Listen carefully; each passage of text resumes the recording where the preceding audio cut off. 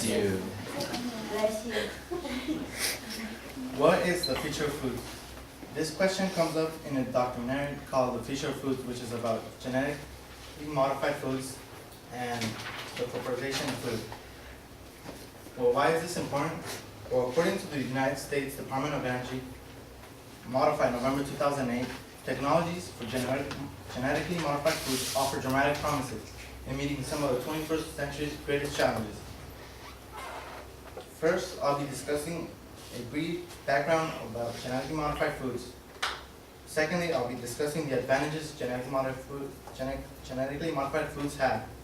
And thirdly, I'll be discussing the negative effects that GM foods have. So my first point, a brief background of genetically modified foods. Genetically modified organisms are a result of combining genes from other organisms. It is also called transgenic or genetic engineering. In Nutrition Reviews, January 2009, said that biotech crops were commercialized in 1996.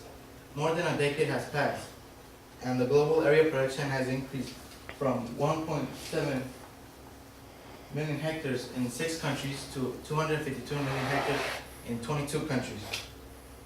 The top 6 producers of biotech crops are the United States, Argentina, Brazil, India, Canada, and China, which produce 90% of the global biotech crop. Out of that 50% is produced here in the United States. Soybeans are the most grown biotech crops with 51%, followed by corn with 31, cotton with 13, and canola with 5. Next, I'll be talking about the advantages genetically modified foods have. When genetically modified seeds are produced, they are classified into 3 categories, depending on what the modification has done. The first generation is made with the farmer in mind. The seeds have been modified to resist pesticide, herbicide, viruses, and diseases. This increases the production of farmers.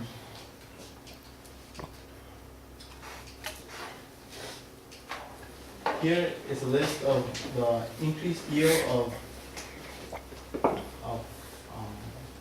production with genetically modified crops. This is according to Monsanto's website, a large biotech company. Secondly, the second generation is made with the consumer in mind. The crops have an increase in protein, healthier fats, modified carbohydrates, and improved flavor characteristics. And the third generation has the ability to resist droughts, high temperatures, and saline soil. In Nutrition Reviews, May 2002, written by Dr. Yang with the Department of Nutritional Science, said, even with the complexity, biotechnology has been successful in enhancing the nutritionally density of grains. For example, ferritin, a gene found in soybeans, was successfully transferred into rice seeds, which tripled the iron content in rice seeds. Consuming these types of grains with higher content of iron would play a huge role in preventing iron deficiency in developing countries.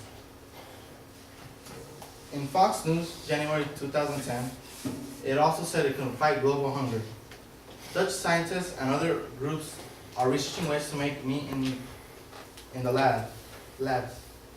Hannah tells Simo, who studies the environmental impact of food production at Oxford University, said that this technology can increase the world supply and fight global hunger. Finally, it can also benefit the environment. Hannah adds, by switching to lab-produced meat, it could lower greenhouse emissions by 95%. Land and water use would also drop by 95%. In theory, if all the meat was replaced by cultured meat, it'd be huge for the environment. Next, I'll be talking about the negative effects that genetically modified foods have. In April 2000, the National Research Council of the U.S. Academy issued a report calling for more rigorous testing on genetically modified foods because of human and health risks, human and environmental risks. In the Plant Journal, 2003, it said, despite numerous future promises, there are a multitude of concerns about the impact that genetically modified foods, crops, have on the environment. In a study published in Nature in 1999, genetically modified corn caused larval of the monarch butterfly to have a higher mortality rate. This was because the corn pollen had a toxin, which made the larva eat less and grow slower. Another problem is gene pollution. Biotech crops with herbicide resistant will crossbreed with weeds and make the weeds herbicide resistant as well. Secondly, there are also the human health risks associated with genetically modified foods like toxicity and allergenicity. With the increase in modifications in food, the possibilities of developing an allergen or toxic increase. According to the Journal of Toxicology and Environmental Health, 2001, a protein from the Brazilian nut was transferred into soybeans.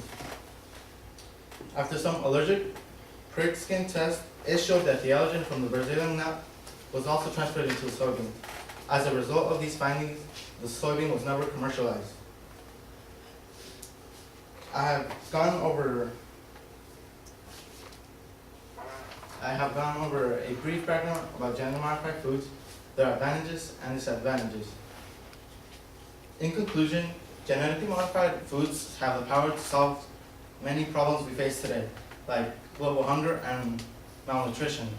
However, they possess several risks, both known and unknown. I recommend you watch the documentary Future Foods. It's very interesting and does not in depth. Thank you.